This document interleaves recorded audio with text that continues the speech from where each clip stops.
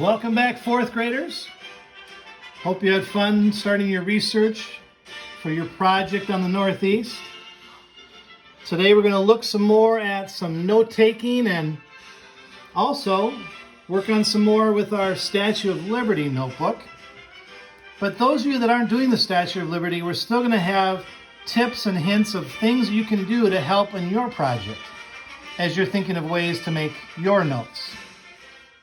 So to continue on, I'm going to use a book to take some more notes.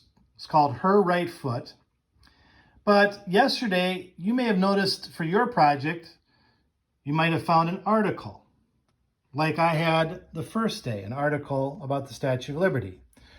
So whatever your information is, whatever you found to help you with your project, there's ways of pulling out that information so that you can get notes into your notebook.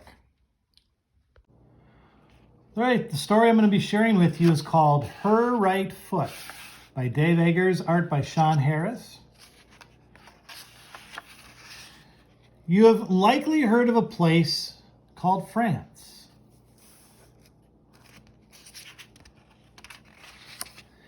If you have heard of France, you may have heard of the French. They are the people who live in France.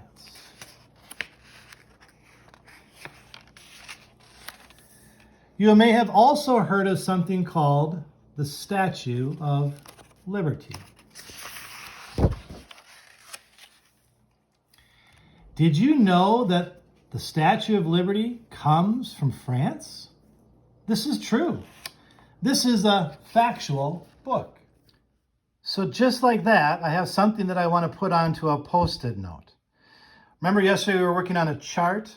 Well, there's also things that I just want to keep track of, whether I just have a numbered list in my notebook or bullet points with these pieces of information, or if you want to put it onto Post-it notes. I think Post-it notes are nice because you can move them around and put them where you want. And I just found out that the Statue of Liberty came from France. So I want to put that onto my Post-it note. It's not really part of my chart that I did with the different parts of the Statue of Liberty. It's just another piece of information that I think is important or interesting. That fact I wrote then on a Post-it note, that the Statue of Liberty came from France. I feel like that might be something kind of important. So I'm going to keep it here on this page of notes of mine. I'm not sure exactly where I'm going to end up using it, and maybe I won't use it, and that's okay. You might have information that you put down that you decide, I'm just not going to include that. That's not something I need to know. But it seems like that might be an important piece of information.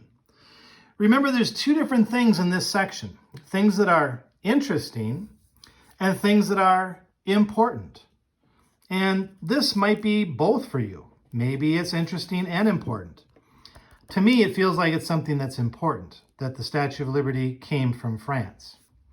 Same with the parts of the Statue of Liberty that we worked on yesterday. I feel like those things are probably important.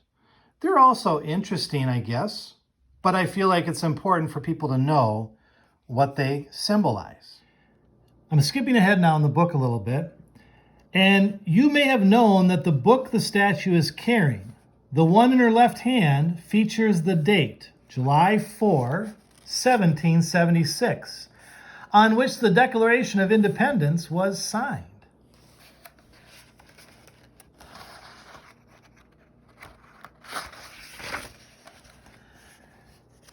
And you may know that the 7 spikes on her crown represents the 7 seas on earth, and the 7 continents and the sun's rays too.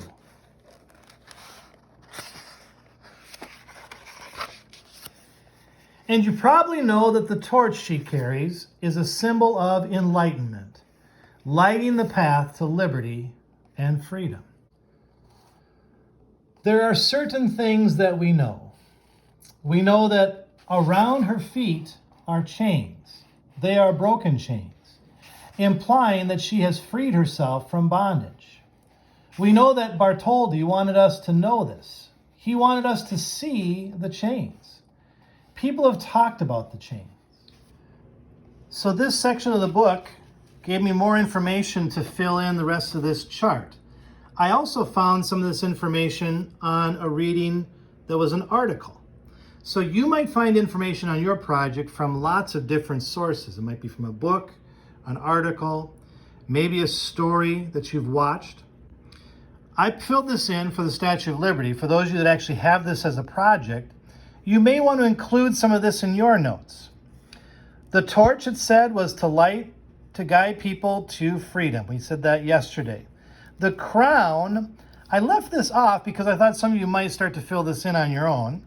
7 spikes on that crown represent the 7 seas, continents, and the sun, the rays of the sun.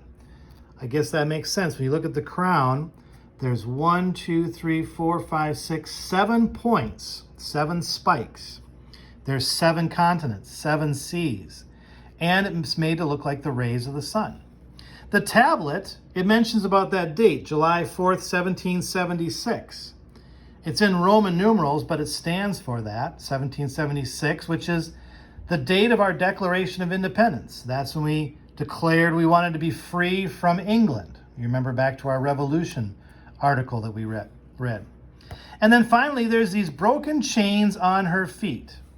That's to show freedom, free from bondage. These are all things that I thought are important, so I put them into this chart. Some of you might say, well, it's interesting too. That's great. We're keeping track of things on our notes today that are important and interesting. Further on in the book, it says, no, wait. First they assembled in Paris. Paris is in France. Did you know this? Ask your friends and even your teachers if they knew that before the Statue of Liberty was assembled in New York, she was first constructed in Paris. Your friends and teachers will be astounded. They will be impressed. They might think that you are fibbing, but you are not fibbing. This really happened. The Statue of Liberty stood there, high above Paris for almost a year in 1884. And sure enough, there's the Statue of Liberty, but it's in France first. They put it together over there before they shipped it to New York. So from that page in my story, I found 2 post-it notes that I wanted to make. Now remember, if you're doing your topic, your project, maybe you don't want to use post-it notes and you're just going to be making lists and writing down information on your notebook. That's fine. That's totally okay to organize that way. I'm just showing you what's nice about post-its is you can pick them up and move them around as you find out more. So I'm putting down a note here about this year. That to me feels like an important thing to know. It's important and maybe also interesting that the statue was put together in France in 1884. So I'm going to stick that note on my page. Not sure exactly where it's going to go, but I just want to keep it there for now with my other notes.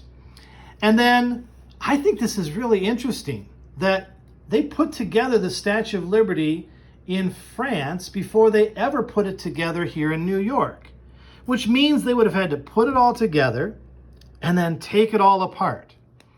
The statue was put together first in France and then New York. That's interesting. I'm going to put that on my note page because I think that's an interesting thing. You see how this works then? You take the information that you have, whether it's on Epic or whether you found it in Macavia, whatever information you have, you copy down notes. You write down things that you think are either important or interesting, or maybe they're both. And you can keep them on post-it notes if you want. You can just make a list if you want. You can make a chart like this one here if you want. Maybe you just want to number down the notes as you find something and write it in. But what I like about post-its, and these ones are kind of small, I might want to use some bigger ones because you can't really write much on them. But what I like about it is later on, I can decide, you know what? This has a year. I can move this to somewhere else. Because, for example, Mr. Van Horn now is going to start to talk about timelines. And timelines have years. So instead of it staying on this page, I can move it to where I'm keeping track of my timeline, important dates and events. So Consider this idea of using post-it notes on pages of notes so you can move them around. So now that we've finished up the chart, the notes about the parts of the Statue of Liberty, kind of skipping around in this book a little bit, there's a part that not a lot of people realize or know about. So I'm going to skip to that part in our story. But there is one thing that you might not know, and this is the central point to this book. A point the author apologizes for taking so long to get to. The point is that even if you have seen a picture of the Statue of Liberty, or many pictures of the Statue of Liberty, or even hundreds of pictures of the Statue of Liberty, you probably have not seen pictures of her feet. And even if you have seen pictures of her feet, well, you probably have not seen pictures of the back of her feet. In particular, her right foot. What do you notice when you see this picture?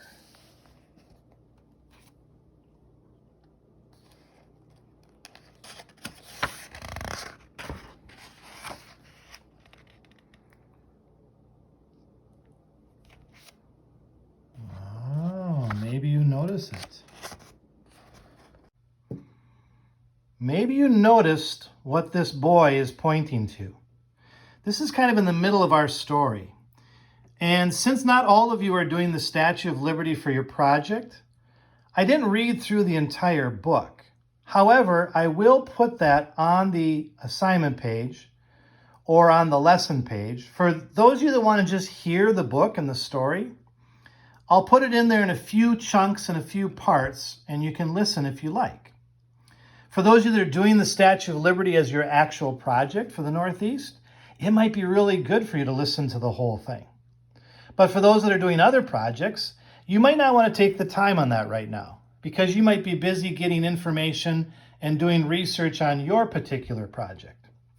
In either case, work on putting in your notes whether it's important or interesting, or maybe both. And even if you're not sure if you're going to use it or if it might get moved somewhere else, still keep track of it. Write it down. That way you have it for later. All right. Well, good luck. We will see you again tomorrow.